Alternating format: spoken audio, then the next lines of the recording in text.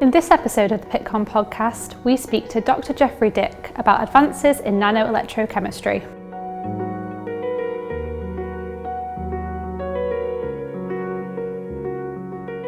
So I grew up in Muncie, Indiana, and I went to Ball State University and got a degree in chemistry. I fell in love with research and education. Ball State's teaching college in Indiana. And let's see, I started doing research as a sophomore, just fell in love with it. I went to Purdue University my first year of undergrad, decided I didn't want to be an engineer and moved back home.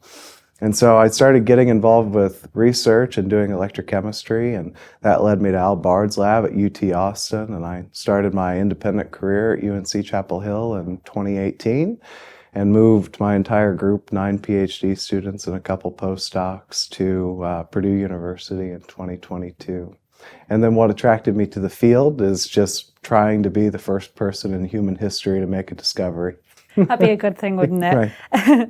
And going a bit more onto your actual work, what is the definition of small volumes in chemistry? I think that that's very ill-defined so far. And so the ocean is a zettaliter. It's 10 to the 21 liters. It's a lot of water. But if you think about a lysosome in a cell, it's on the order of an attoliter to a zeptoliter. So it's 40 orders of magnitude different in volume.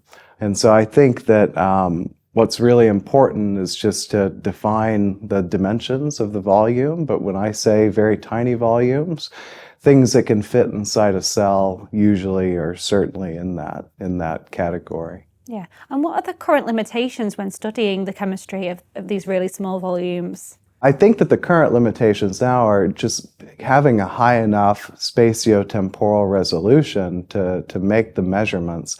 Certainly in a cell, but if we can make the measurements in a beaker, that's pretty good. But I think that a beaker is not necessarily representative of our cells and the chemistry that happens within our cells.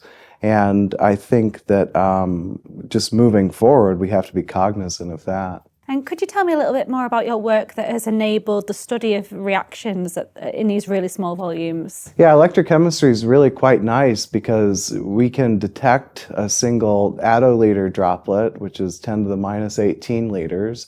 If you think of a sphere, it has a radius of about 100 or so nanometers. And we can detect these one at a time, and we can measure reactivity within those very tiny volumes and also lysosomes. And so I think that electrochemistry is super powerful in its sensitivity. I mean, as a measurement science tool, it can measure rates that span 12 orders of magnitude. And so we can really probe interesting chemistry in these tiny volumes using electrochemistry. Yeah, brilliant. And why is it important to study the chemistry of small volumes? Why are we the size we are? I think it's important because it helps to inform on very important biological processes, but also perhaps how life began. And from a prebiotic standpoint, these tiny volumes have been shown to really drive thermodynamically unfavorable reactions for reasons that lots of folks are still trying to figure out. We have good ideas as to why, and we're trying to parse that out. And how has the interaction between chemistry, biology, and nanotechnology evolved in recent years? It's evolved quite a bit. I think that over the past 50 years, nanotechnology has exploded. And what I mean by nanotechnology is our ability as a society to see things at the nanoscale and manipulate things at the nanoscale. And so we have lots and lots of new tools that have been developed over the past 50 years. Then because of these new measurement tools, almost every paper that's published has a main claim that is at least partly validated by a measurement. And so being able to create new ways of making measurements puts you on the frontier. And so I think that having nanotechnology over the past 50 years and implementing that into studying processes in single cells or organoids or or spheroids as well, and also just in moving animals and trying to put in little sensors to study pharmacokinetics and individualized medicine. I think that is where nanotechnology and biology have met, and then chemistry comes into play in terms of really needing to understand the complex reactions that are happening in biological systems. And it goes beyond biology. It's also the environment. It's also planetary studies and aerosols. It really has taken science to a new level, nanotechnology. And what are nanoelectrochemical tools? So nanoelectrodes are probes that are on the order of tens to hundreds of nanometers. And so we can make those quite easily using laser pulling technology. So if you have a glass capillary and you put in a wire, you can melt the capillary and the wire simultaneously. And then once that is molten, it'll pull apart and you're left with two very sharp electrodes. And we have ways of polishing those so we can use the disc. Almost always we have a disc surrounded by an insulator. You don't have to have that. It could be a cylinder. Mark Whiteman was putting cylinders into rat brains to study dopamine and fast scan cyclic voltammetry. But I think that nanoelectrochemical tools are ways that we can build electrodes to start observing nanoscale phenomena. And so it's not necessarily having a nanoelectrode. You can have a microelectrode and also study nanoparticles one at a time. And what are the main challenges within the development of such tools? I think encouraging students, because they're rather difficult experiments.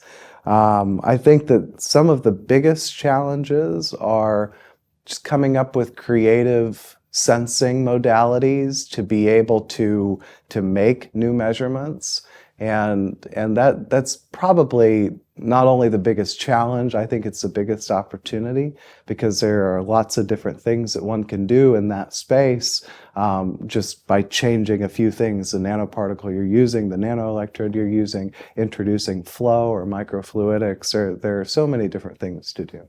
What does it mean to you to be this year's recipient of the Pittsburgh Conference Achievement Award? I'm very, very honored. I've come to Pittcon now for several years, first as an undergraduate, where I got to meet my electrochemistry heroes like Al Bard and Bill Heinemann and Mark Whiteman and Royce Murray. And just looking, Jonelle showed the list of the previous winners, and there are some amazing people on that list. And so I'm incredibly honored. It's close to my heart because I've been coming to Pittcon for so long and trying to contribute as much as possible. And so it's a tremendous honor. Yeah, I can imagine it was an incredible full circle moment back to when you first met your hero, like you said. Absolutely, yeah. My first Pittcon was at Philadelphia, and now here at Philadelphia for the Achievement Awards. Oh, brilliant. And what are you currently working on that you're really excited about? So many things. So I have a pretty multifaceted lab. I have about 19 folks in the lab who are doing quite different things, studying single-cell metabolomics, they're studying single-cell pharmacokinetics, they're studying reactions in tiny volumes, how to collect and quantify single aerosol droplets, single electrospray particles. We're building sensors for environmental micropollutants. We're trying to study new chemical reactions that happen at interfaces. These interfaces can be incredibly complex. We're trying to study what physical means does nature have to build microcompartments and force compartmentalization? Because if chemistry in tiny volumes is different, then from a prebiotic standpoint, how were such droplets formed? One can think of sea spray quite easily and aerosols in the air, but there are other physical means of making these microcompartments. I think we're constantly doing really interesting experiments, and the way I work is, one day I'll be blowing bubbles with my daughter and wondering how thick the bubble wall is, and go into my lab the next day and tell my students, stop everything, we're going to spend 2 days just doing electrochemistry in bubbles. And we put microwires in bubbles, and we did simulations, and we did electrodeposition, and we used Beer's law and calculated the path length to get the thickness of the bubble. And I was able to tell my daughter, but it's as thick as your hair. And so it's very thin, and you can have very interesting reactions. And eventually that led to us using the bubble walls like a butterfly net to capture aerosols. And so we were capturing aerosols and detecting methamphetamine and fentanyl and other drugs, illicit substances is another thing that we do in those aerosols. And so I think that just lots of folks in science, I mean, there are two schools of thought, I think, and one is that necessity is the mother of invention, but I tend to, work toward invention being the mother of necessity. So it's a fun, creative environment to make new discoveries, and then we start trying to dig into what we've seen and why and how it works that way.